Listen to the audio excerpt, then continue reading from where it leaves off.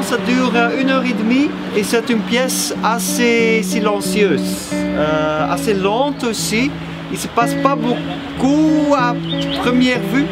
Vers la fin de la pièce, ça sera un peu plus dynamique. Le décor est très impressionnant, ça a été peint avec la main.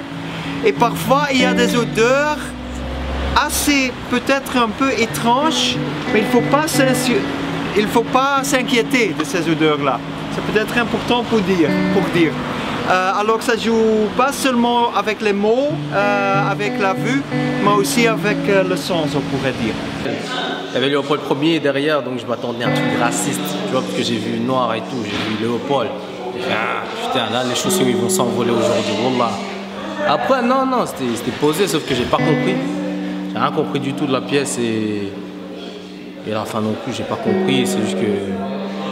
Je sais pas, j'ai vu l'explosion qui était stylée, t'as vu? Moi c'est Nathalie Elfedoris et notre nom de scène c'est les Mi-Ballet. Donc on est des danseuses à la base, on a commencé depuis 2010. Ouais. J'ai du jumelles. Oui. Des vrais jumelles. Les dans la poche, tout ça, ouais. Vous avez quel âge? 27 ans. J'ai une question par rapport à la pièce. Vous jouez en miroir un peu, donc le suicide et ce qui se passait avant le suicide. Pourquoi à la fin cette différence finalement, l'une a survécu, l'autre est morte? Et puis il y avait des dissemblances dans les pièces, avec le cheval notamment qui était là, que je comprends. Enfin, je voudrais savoir ce qu'il symbolise, s'il symbolise quelque chose ou pas. Ouais. D'accord.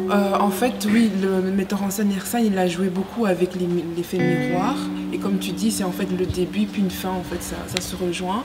Et pour le cheval, je crois que c'est un choix du metteur en scène.